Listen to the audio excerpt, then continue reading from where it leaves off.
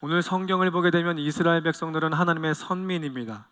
하나님의 선민이라는 것은 본인이 하나님을 선택한 것이 아니라 하나님이 그들을 선택했습니다. 오늘 우리 또한도 우리가 하나님을 선택한 것이 아니라 하나님이 여러분 한 분 한 분을 선택하셨습니다. 그러면 이스라엘 백성을 가리켜 선민이라고 한 것처럼 오늘 우리들 또한도 하나님의 선민됨을 믿습니다. 그렇게 선택을 받은 이스라엘 백성들은 하나님의 말씀을 듣고 지켜 행하는 삶을 반드시 살아야 됩니다. 그렇게 살아갈 때 반드시 그들의 삶 가운데 있어서 그 하나님은 유일신이시며 그 유일신 하나님을 바라보며 나아갈 때에 그 모든 일상의 삶에 하나님은 역사하신다라는 것을 성경을 통해 끊임없이 강조하며 말씀을 하고 있습니다. 그런데 우리가 알고 있는 것처럼 이스라엘 백성들은 그 하나님의 선민임에도 불구하고 말씀을 듣고 지켜 행하는 삶을 살아야 됨에도 불구하고 그들은 하나님의 말씀을 듣지 않습니다. 그리고 주변 많은 크고 작은 강국들에 의해서 그들은 끊임없이 그들에게 신앙을 보여주는 것을 보게 되죠. 그래서 큰 제국이라고 할 수 있는 애굽이라는 나라, 그리고 아수르라는 나라, 그리고 훗날의 바벨론이라는 그 큰 제국들, 그리고 주변의 크고 작은 나라들 암몬, 모압, 그리고 블레셋이라는 이러한 민족과 나라들에게 끊임없이 그들은 손을 구하고 있습니다. 또한 이 모든 자들 앞에 외교적인 동맹을 맺기 위해서 그들의 신, 그들의 우상을 숭배할 뿐만 아니라 그들이 섬기고 있는 그 우상 문화들, 그리고 우상 정치들, 우상 경제관들을 끊임없이 이스라엘은 받아들이게 되죠. 분명한 건 우상 숭배뿐만 아니라 우상 숭배 아래에 있는 경제관, 정치관, 모든 문화들을 끊임없이 이스라엘 백성들은 받아들였다라는 겁니다. 이렇게 주변의 크고 작은 나라들의 우상 문화를 받아들였다는 것은 무엇을 의미하겠습니까? 하나님의 선민들이 하나님의 말씀을 등을 졌다라는 것을 이야기를 하겠죠. 그로 인해서 그들은 하나님의 진노하심을 살 수밖에 없게 됩니다. 그래서 우리가 잘 알고 있는 것처럼 주전 722년에 북이스라엘은 아수르의 멸망을 당하게 되죠. 이렇게 아수르의 멸망을 당했음에도 불구하고 남아있는 남유다 백성들은 분명 다시금 하나님께 돌아가야 되는 것이 마땅합니다.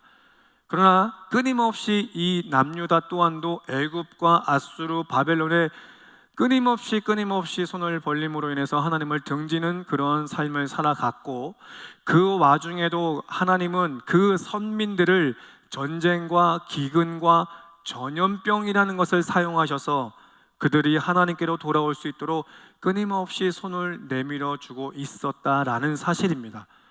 하지만 우리가 잘 알고 있는 것처럼 전쟁과 기근과 전염병이 끊임없이 그들 가운데 있어서 하나님께 돌아오길 원한 그 하나님의 뜻을 그들은 저버리고 결국은 주전 609년 무기또 전쟁을 시작으로 해서 이 남유다 또한도 바벨론 70년의 포로 생활을 하게 됩니다. 단순하게 포로 생활을 한 것이 아니라 북이스라엘이 아수르에 완전히 멸망한 것처럼 남유다 또한도 바벨론에 완전히 멸망당했다라는 거죠. 아예 국가의 흔적이 없어졌다라는 것을 의미합니다. 그러나 이와 같이 70년의 바벨론 생활이 끝나고 하나님의 그 약속대로 주전 538년에 하나님은 바벨론 땅의 왕 고레스라는 사람을 중심으로 해서 다시금 이 유다 땅에 있는 하나님의 사람들을 남유다 땅으로 돌아오게 할 것을 계획합니다. 그래서 537년에 수룹바벨과 대제사장 여호수아를 중심으로 한 이스라엘 42,360명이 1차적으로 귀환을 하게 되죠. 그때에 스룹바벨과 함께하는 그 모든 백성들에게 하나님께서는 그들을 귀환하시면서 한 가지 소명을 주십니다. 한 가지의 사명을 주시는데 그 사명은 성전 재건이라는 겁니다. 분명히 70년이라는 시간 동안 무너졌던 하나님의 성전을 다시 한번 건축하라였다라는 것이죠. 하나님의 성전을 건축하라는 그 의미는 단순하게 건물로서의 성전을 재건하라는 것이 아니라 하나님과의 잃어버렸던 관계를 회복하라는 것이었죠. 그래서 그들은 이제 1년여 시간 동안 그 수많은 하나님의 백성들이 유다 땅으로 돌아와서 주전 536년 그 수룹바벨과 대제사장 여호수아를 중심으로 한 그 4만여 명의 하나님의 백성들은 하나님의 성전을 건축하기 시작합니다. 70년 동안 모든 것을 잃어버렸던 그 이스라엘 백성들이 다시금 회복함으로 인하여 얼마나 기뻤고 얼마나 감사했겠습니까? 얼마나 즐거웠겠습니까? 그 즐겁고 감사하며 기뻐하는 마음으로 성전을 재건하는 일은 그렇게 어려운 것은 아니었다라는 것이죠. 그렇게 516년 하나님의 말씀에 의해 성전을 재건하려고 했으나 이제 그 가운데 있어서 주변에 아주 가깝다라고 생각했던 사마리아 사람을 중심으로 암몬 사람들이 끊임없이 이 남유다의 성전 재건하는 것을 방해하게 되죠. 끊임없이 공격을 합니다. 끊임없이 이 성전 재건을 방해하고 무너뜨리고 회방을 합니다. 그래서 어떤 결과를 낳습니까? 이스라엘 백성들이 그 주변의 그 사마리아 암몬 사람들의 방해로 인해서 이스라엘은 이 성전 짓는 것을 잠시 중단하게 되죠. 그래서 학개 선지자를 통해서 하나님은 학개 1장 4절에 뭐라고 말씀합니까? 하나님의 성전이 황폐하였거늘 너희 집의 편백함이 맞느냐라는 것을 말씀하시죠. 이 말씀은 이스라엘 백성들이 주변 사람들에 의해서 성전 재건하는 것을 중단한 이후에 그들의 행적을 보게 되면 하나님의 성전은 뒷전이고 본인들의 살아가는 그 삶의 여정이 더 앞서 있었다는 것을 이야기를 합니다. 그래서 본인들의 집 짓는 것을 더 우선시했고 집 짓는 것을 넘어서서 그들의 삶의 윤택한 삶을 위해서 하나님보다도 더 우선시했다는 것을 학개 선지자를 통해서 말씀을 하시면서 다시금 그 성전을 회복할 것에 대해서 이야기를 합니다. 그 기간이 장작 16년이라는 시간이 흐르고 있었다는 거죠. 그래서 하나님의 성전을 짓는 주전 536년에서 시간이 지나서 16년이 지난 오늘 주전 520년에 우리가 함께 나눈 선지자 스가랴를 통해서 다시 한번 말씀을 주고 있다라는 겁니다. 다시 한번 우리가 말씀을 정리하면 이스라엘 백성들은 하나님의 선민입니다. 하나님의 선민은 하나님의 말씀을 지켜 행함이 마땅합니다. 하나님의 말씀을 지켜 행할 때에 하나님은 그들 삶 가운데 있어서 역사하시는 분이시죠.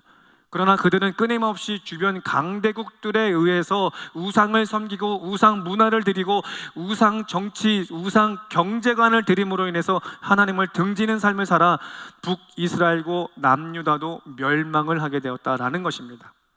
자, 그렇다고 한다면 이 말씀이 복음적으로 오늘 우리들에게 어떻게 적용해 볼 수 있겠습니까? 이스라엘 백성들이 하나님을 등지고 완전히 70년의 포로 생활했다는 것은 무엇을 의미하겠습니까? 70이라는 숫자는 완전수를 이야기합니다. 7이라는 숫자도 완전수요 10이라는 숫자도 완전수입니다. 이스라엘 백성들이 본인들의 죄로 인해서 완전히 쫓겨난 상황을 이야기하는 겁니다. 하나님과의 관계가 완전히 끊어짐에 대해서 이야기를 하는 거죠. 마찬가지로 우리 또한도 창세기 3장에 죄가 이 땅에 옴으로 인하여서 우리 모든 인류의 사람들은 하나님과의 관계가 끊어져 버린 상태입니다. 회복할 수 있는 길이 전혀 없다는 거죠. 우리의 힘으로도 능력으로도 권력으로도 할 수 없는 것이 하나님과의 관계 속에 끊어진 것이다라는 겁니다. 그런데 그 가운데 있어서 하나님께서 70년의 포로 생활 가운데 있어서 하나님의 전적인 은혜로 그들을 남유다 땅에 인도해내신 것처럼 죄로 인해서 죽어있는 우리들을 하나님의 전적인 은혜로 당신의 하나밖에 없는 독생자 예수를 이 땅에 보내주심으로 인하여 그를 믿는 자마다 영원한 생명의 축복을 허락해 주심으로 하나님과 나와의 관계를 회복시키셨다는 거죠. 70년으로부터 회복되었다는 것은 하나님의 전적인 은혜입니다. 우리가 죄인으로 죽었던 영혼, 죽을 수밖에 없는 영혼이 아니라 죽었던 영혼입니다. 죄로 인해 우리는 죽었던 영혼이죠. 이 죽었던 영혼을 하나님의 전적인 은혜로 당신의 독생자 예수를 보내주심으로 인하여 우리의 모든 죄를 대속하셨고, 그 대속의 은혜를 믿는 자에게는 하나님과의 관계를 회복 주셨다라는 겁니다. 그런데 이와 같이 이스라엘 백성들은 70년의 포로 생활을 끝내고 돌아와서 성전을 재건해야 됨에도 불구하고 16년이라는 시간 동안 끊임없이 주변 환경과 주변 사람에 의해서 하나님의 관계를 무너뜨렸다라는 것이죠. 우리가 예수 그리스도로 말미암아서 죄사함을 받아서 하나님과의 관계가 회복되었습니다. 그래서 정녕 이 땅에 사는 동안에 데살로니가 교회 성도들처럼 하나님의 말씀을 지켜 행하여 우리네 모든 삶에 하나님의 역사를 이뤄가는 것을 우리는 바라고 꿈꿔 왔습니다.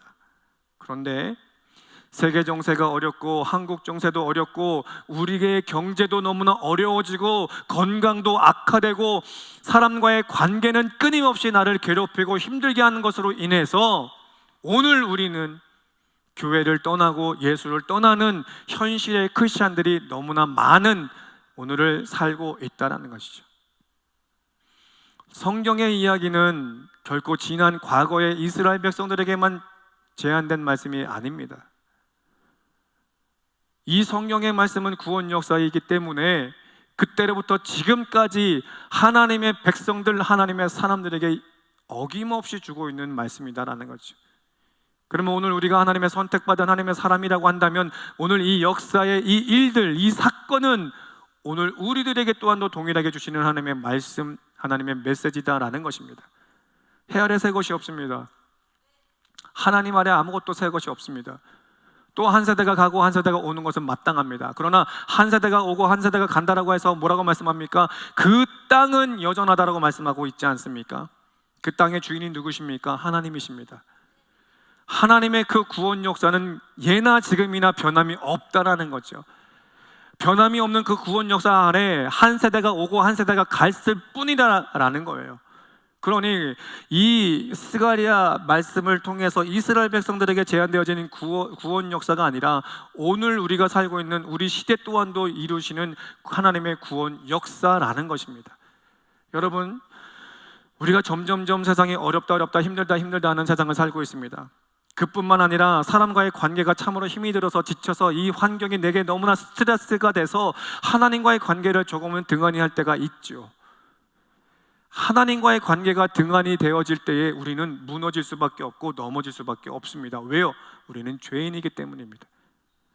우리는 죄인이기 때문에 그 거룩한 하나님이 우리 가운데 있지 않으시면, 그분이 우리 가운데 임재하셔서 역사하지 않으신다면 우리는 죄성을 가진 아주 미약하고 나약한 존재이기 때문에 무너질 수밖에 없는 거죠. 오늘 스가랴의 배경을 들고 있는 이스라엘 백성들처럼 말입니다. 이스라엘 백성들이라고 대단한 것을 갖춘 것 아닙니다. 그들이라고 해서 대단한 믿음을 갖춘 것 아닙니다. 어쩌면 우리보다도 더 약한 모습들을 우리에게 보여주고 있는 것 아니겠습니까? 현실의 문제로 인해서 애굽의 손을 내밀고 아수르의 손을 내밀고 바벨론의 손을 내밀고 블레셋의 손을 내밀고 암몬과 아몬의 손을 내미는 게 이스라엘 백성들 아니겠습니까? 오늘 우리는 어때요? 오늘 우리 또한도 여러 가지 환경 가운데, 관계 가운데 있어서 너무나 힘들다고 해서 하나님과의 관계를 등지고 있는 오늘 내 모습은 혹 없는지 반드시 점검해 봐야 될 줄로 믿습니다. 여러분, 하나님 떠나면 안 돼요. 우리는 너무나 연약하고 우리는 죄인이기 때문에 하나님을 떠나면 우리는 죄의 길로 갈 수밖에 없는 존재입니다. 신앙, 하나님을 믿는 그 믿음, 그 신앙, 그리고 우리의 삶 절대적으로 동떨어진 것 아닙니다. 하나님은 한시도 우리와 떨어져 본 적이 없으신 분이에요. 이스라엘 백성들의 역사를 보십시오. 아브라함, 이삭, 야곱 이후에 요셉이 애굽 땅에 올라갔을 때에 많은 하나님의 백성들이 그 땅 가운데 있었습니다. 그런데 그 많아진 이스라엘 백성들을 바라보면서 바로 왕은 그들을 끊임없이 고역의 길을 허락했고, 우리가 알고 있는 것처럼 430년이라는 시간 동안 그들은 노예 생활을 하게 됐죠. 그런데 노예 생활하는 가운데 있어서도 우리가 잘 알고 있는 것처럼 출애굽기 2장 23절로 이하에 하나님이 그 힘든 가운데 하나님을 부르는 자, 하나님을 찾는 자에게 하나님께서는 그들의 손을 들어주십니다. 무엇을 이야기하겠습니까? 430년 동안 우리는 하나님을 떠나 있을지 모르지만 그 하나님은 그들을 끝까지 함께 하셨다는 거죠. 40년의 광야길을 보십시오.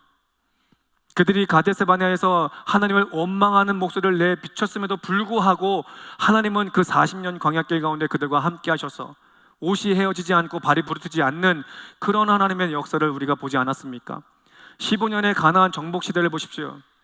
분명히 그 가나안의 7족 속도는 우리보다 강합니다. 거인족입니다. 풍성한 삶을 살아감으로 해서 부족함이 없는 사람들이죠.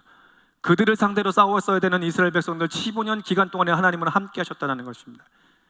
그 이후에 사사시대 340년, 분열왕국 시대 340년, 그리고 오늘 본문의 그 역사의 그 상황에 바벨론의 70년을 보십시오. 한시도 하나님은 그들과 함께 하셨다. 그들을 떠나본 적이 없어요. 믿음은, 신앙은 우리 삶과 함께 간다는 거죠. 그러나 이스라엘 백성들도 그렇고 우리들도 그렇고 착각하는 한 가지, 우리네 삶의 신앙은 동떨어진 것처럼 살아가고 있다는 겁니다. 여러분, 하나님은 날마다 여러분과 시분초 가운데 임재하시는 여러분의 하나님인 줄 믿으셨으면 좋겠습니다. 그것은 반드시 그 가운데 있어서 역사하시는 여러분의 하나님이라는 것을 끊임없이 성경을 통해서 말씀하고 있다는 거죠. 그런데 우리가 건강이 악화되고 혹은 물질의 어려움으로 혹은 사람과의 관계가 힘이 들어 피곤하여 그 삶의 그 고통 가운데 하나님을 멀리한다는 그 이유는 삶과 그 신앙이라는 것을 본인 스스로가 떨어뜨려 놓고 있다는 겁니다. 이스라엘 백성들이 그와 같이 등을 지고 있을 때 하나님은 끊임없이 선지자들을 통해서 하나님께 돌아오라고 말씀하고 있지 않겠습니까? 하나님과의 관계를 반드시 회복해야 된다. 나는 언제든지 너희들과 함께 있음에 대해서 끊임없이 말씀하고 있다는 것이죠. 오늘 현 시대 가운데 있어서 우리가 삶이 참으로 힘들고 버겁지만, 고통 가운데 우리가 목소리를 높이고 있지만, 분명히 그 하나님은 그 가운데 있어서도 여러분과 함께 하시는 줄 잊지 않으셨으면 좋겠습니다. 이와 같은 이스라엘 백성들에게 이제 오늘 여호와는 기억하신다라는 선지자 스가랴를 통해서 3절에 이렇게 말씀을 하고 있습니다. 그러므로 너는 그들에게 말하기를 만군의 여호와께서 이처럼 이르시되 너희는 내게로 돌아오라. 만군의 여호와의 말이니라. 그리하면 내가 너희에게 돌아가리라. 만군의 여호와의 말이니라 라고 말씀을 합니다. 3절 이 한 절의 말씀 가운데 있어서 계속적으로 이야기 나오는 것이 어떤 말씀입니까? 만군의 여호와의 말이니라. 이 만군의 여호와의 말이다라고 하는 이 말씀을 원어적으로 보게 되면 예흐와 체바오트라는 단어를 씁니다. 이 말씀은 이 체바오트라는 이 말씀의 뜻을 보게 되면 하나님께서는 하늘과 땅 아래 하나님의 대리자를 이 땅에 보내주십니다. 하늘의 하나님의 대리자는 누굽니까? 천사들을 이야기하는 것이겠죠. 그리고 땅의 대리자는 누구를 가리켜 이야기합니까? 당시에는 선지자들, 사사들, 그리고 하나님의 왕, 선견자들을 이야기합니다. 그럼 오늘날로 말하게 되면 하늘에는 천사들이 있고 또 땅에는 하나님의 말씀을 전하는 주의 종들이 있다는 겁니다. 그 하늘과 땅에 하나님의 대리자들의 모든 것들의 주관자 되어지는 것을 만군의 여호와다라는 것을 이야기합니다. 그리고 예호와라는 건 전능자 창조주를 이야기하는 것이겠죠. 그래서 이 3절에 이스라엘 백성들에게 말씀하신 것처럼 오늘 여러분들에게 말씀하시는 그 하나님은 하늘과 땅의 그 모든 것을 주관하시는 전능자요 창조주 하나님을 밝히면서 너희는 내게로 돌아오라고 말씀하는 겁니다. 16년이란 시간 동안 너희가 주변 사람들에 의해서, 주변 환경에 의해서 너네들의 신앙이 흔들려서 무너지고 넘어지고 도망쳤더라면 만군의 여호와가 이르노니 그 만군의 여호와 앞에 돌아와라 말씀하시는 거예요. 오늘 현 시대 가운데 있어서 세상은 너무나 어렵고 한국 사회도 점점점 변질되어져 가고 있고 끊임없이 성경에 반하는 이런 사건 사고들이 많이 일어나고 있는 현 시대를 살고 있지만, 또 내가 신앙생활하면서 사람과의 관계에 있어서 너무나 피곤하고 지치고 이제 그만하고 싶다 할지라도 오늘 그와 같은 생각하는 여러분들에게 뭐라고 말씀하세요? 만군의 여호와가 창조주 전능자 그 하나님께서 여러분들에게 말씀합니다. 하나님께 돌아오라고. 하나님께 돌아오셔야 돼요. 하나님 없이는 우리는 결단코 이 땅 가운데 호흡할 수도 없습니다. 생명의 주관자는 하나님이십니다.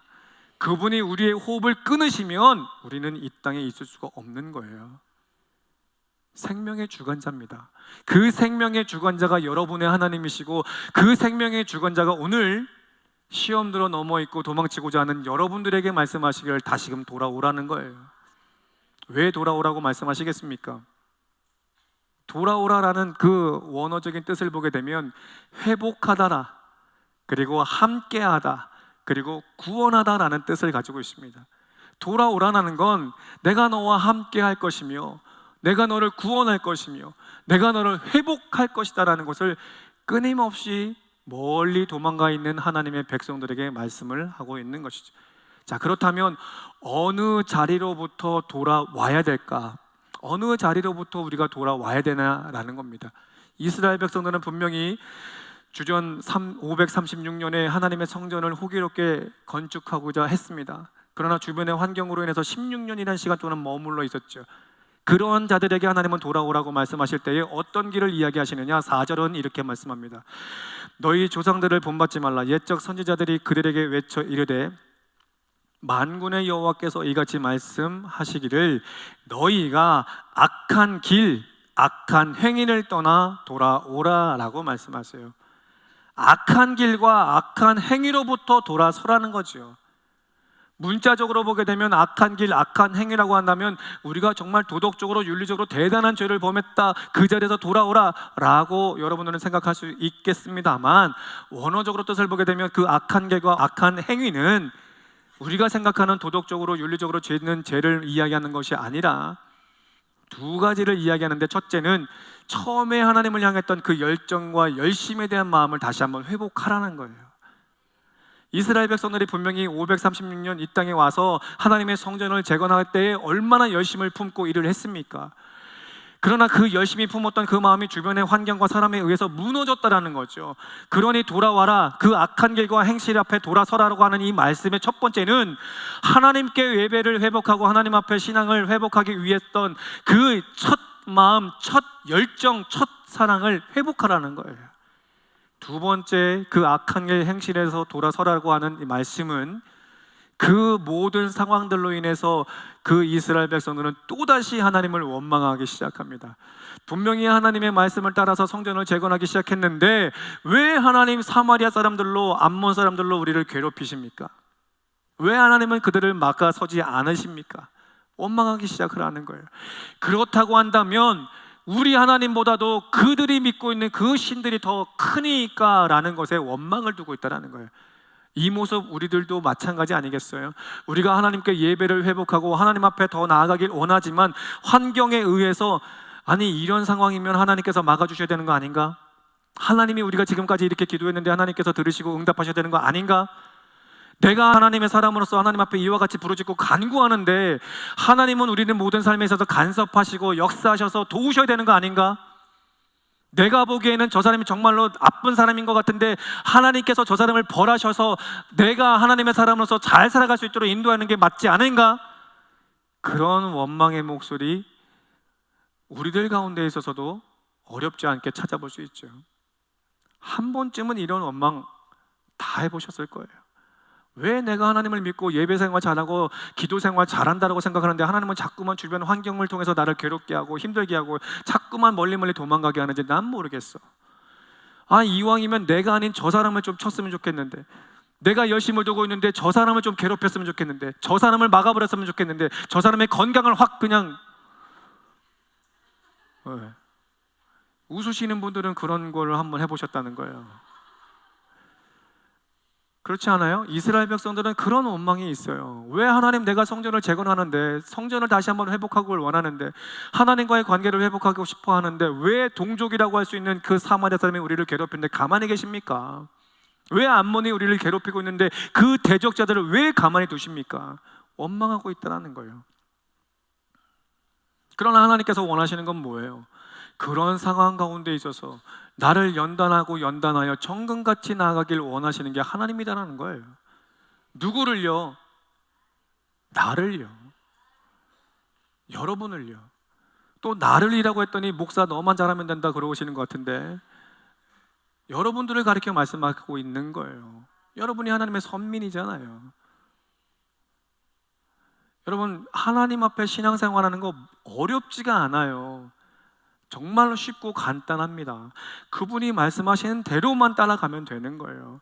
그분이 말씀대로 우리가 따라가면 어려운 사마리아 사람을 만나도, 힘든 암몬 사람을 만나도 하나님을 바라본다면 그 하나님이 때에 따라서 사마리아 사람을, 암몬 사람을, 저 문제를 해결해 주시는 거예요. 우리가 아니라 하나님이요. 우리를 하나님의 사람으로서 세우기 위해서 허락하신 그 모든 문제는 하나님이 해결하셔야 되는 거예요. 우리 힘으로 능으로 할 수 없습니다. 이와 같이 이스라엘 백성들을 부르신 것처럼 오늘 여러분들을 부르시는 여러분의 하나님이신 줄 믿으셨으면 좋겠습니다. 우리가 예수를 믿는다고 해서 정말 열심히 예수 앞에 허락하신 길을 가야겠다라고 우리는 열정과 열심을 쏟아냈지만 그 길을 가다 보니 환경이 우리를 괴롭히고 힘들게 하고 지치게 하고 그래서 무너지고 넘어지고 자빠지고 도망치고 싶을 때 있지만 그 가운데 있어서 하나님은 여러분들을 위해서 다시금 하나님께, 어떤 하나님? 창조주 하나님, 전능하신 하나님, 그분께로 돌아오라 손을 내밀고 있습니다.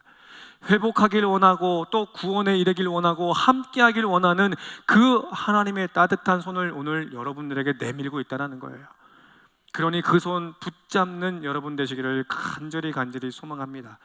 자, 그렇다고 한다면 그분께로 돌아간다면 이제는 하나님께서 우리들에게 약속하신 것 무엇이 있겠습니까? 두 가지가 있습니다. 16절의 말씀을 보게 되면 이렇게 말씀합니다. 그러므로 여호와가 이처럼 말하노라. 내가 불쌍히 여김으로 예루살렘에 돌아왔은즉 내 집이 그 가운데에 건축되리니 예루살렘 위에 먹줄이 쳐지리라. 만군의 여호와의 말이니라. 16절의 이 말씀은 딱 한 가지를 이야기를 합니다. 하나님께로 다시금 돌아와 회복한다면 내가 너와 함께할 것, 임재할 것을 이야기를 하죠. 여러분, 지금 살고 있는 현 시대 가운데 있어서 많은 크리스찬들이 욕먹는 이유가 뭡니까? 많은 주의 종들이 지탄받는 이유가 뭡니까? 하나님의 임재를 떠난 삶을 살기 때문이죠. 내가 예수를 믿는 사람이라고 하지만 내 안에는 예수 그리스도의 임재가 없는 거예요. 겉모습만 크리스찬인 거예요. 겉모습만 목사인 거예요. 내 안에 성령이 없으니, 하나님의 임재가 없으니 세상의 환경으로부터 부딪히는 모든 것들 앞에 내가 무너질 수밖에 없는 것이겠죠. 내 안에 하나님의 임재가 있다면, 내 안에 성령의 충만함이 있다면 그분 때문에 우리는 살아갈 힘을 얻습니다. 성령의 임재로 인하여서 지금의 어려운 문제를 이겨낼 수 있는 거예요. 우리의 이 고약한 성품 가지고는 절대로 이겨낼 수 없어요. 인간의 야비하고 정말 모질한 이 인간의 힘으로, 능력으로는 결단코 이 지금의 어려운 시험은 이겨낼 수 없습니다. 온전히 하나님의 임재하심으로, 성령의 인도하심으로 우리는 이길 수 있는 거죠. 여러분, 지나온 여러분의 신앙생활을 돌이켜 보십시오. 그 지나온 시간들을 돌이켜 볼 때 얼마나 많은 힘듦이 있었고 역경이 있었고 그 역경 속에 사람들에 의해서 내가 시험 들 때 얼마나 많았어요. 그런데 그것을 이길 수 있는 유일한 방법이 여러분 어떤 것으로 여러분은 찾으셨습니까? 여러분의 힘으로, 여러분의 능으로 그 힘든 상황들을 이겨내 본 적 있어요? 없어요. 하나님, 내가 힘이 들어요, 죽겠습니다. 하나님께 무릎 꿇어 기도할 때 성령은 역사하셨고 그 성령에 의해서 여러분들이 오늘 이 자리에 있게 하셨잖아요. 하나님께 돌아올 때 비로소 하나님은 여러분 한 분 한 분 가운데 임하시겠다고 약속하고 있습니다. 하나님의 임재하시면 데살로니가 교회 성도들처럼 하나님은 여러분의 삶에 역사하시는 분이시죠. 두 번째 약속하고 있는 건 17절입니다. 그가 다시 외쳐 이르시기를 만군의 여호와의 말씀에 나의 성읍들이 넘치도록 다시 풍성할 것이라. 여호와가 다시 시온을 위로하며 다시 예루살렘을 택하리라 말씀합니다. 풍성케 하며 위롭게 하며 택하실 것에 대해서 약속을 하고 있는 거예요.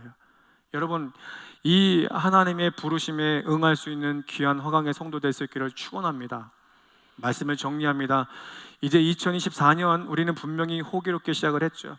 3년의 코로나를 끝내고 나서 우리는 끝까지 그 신앙을 지켰다고 너무나 자부했고 기뻐했습니다. 그리고 지난 한 해 동안 경제적으로 너무나 힘들었죠. 전쟁이 이곳저곳에서 일어남으로 해서 그들의 전쟁이 우리나라의 경제까지도 흔들고 있는 시대로 삶으로 인해서 우리가 참으로 피곤하고 힘든 삶을 살아왔습니다. 그것이 하나 두 개 쌓이다 보니 스트레스가 되고 그 스트레스로 인해서 내 건강도 악화된 오늘 나의 모습을 발견하게 됐죠. 그러다 보니 나도 모르게 하나님을 떠나보내고 혹은 이스라엘 백성들처럼 하나님 앞에 원망하는 내 모습을 보았다라는 거죠. 그러한 모습이 오늘 하나라도 내 모습 가운데 있다면 오늘 이 말씀이 여러분에게 주시는 말씀으로서 부르시는 줄 믿으셨으면 좋겠고, 하나님의 그 부르심에는 반드시 회복과 구원과 하나님의 그 충만한 은혜를 주시겠노라 약속하시는 부르심인 줄 믿으셨으면 좋겠습니다. 그로 인해서 2024년 우리가 영적 전쟁 앞에 호기롭게 시작을 했습니다. 하나님 맞습니다. 다시 한번 예배의 생활 또 기도의 자리 내가 감으로 인하여 이 한 해 영적 전쟁 나는 반드시 승리합니다 라고 우리는 시작을 했죠. 이제 여름 끝났습니다. 가을입니다. 이제 열매 맺는 계절이에요. 여러분의 그 간구했던 모든 제목에 열매 맺으셔야죠. 그런데 열매 맺기도 전에 지금 상황에 내가 힘이 들어서 하나님을 등을 지려고 한다면 오늘 말씀을 통해서 다시 한번 하나님께로 돌아설 수 있는 우리 귀한 허강의 성도 될 수 있기를 예수 그리스도의 이름으로 축복합니다. 하나님께 다시금 돌아올 때 반드시 하나님께서 약속하셨던 것처럼 여러분 한 분 한 분 가운데 임하실 것이고 다시 풍부케 하실 것이고 다시 위로하실 것이고 다시 택함 받는 하나님의 놀라운 은혜와 역사가 여러분 가운데 임할 줄 믿습니다. 오늘 이 말씀을 붙들고 이 한 주도 묵상하여 하나님께 돌아와 그 하나님으로부터 공급받아 승리하는 우리 귀한 허강의 성도 될 수 있기를 예수 그리스도의 이름으로 축복합니다.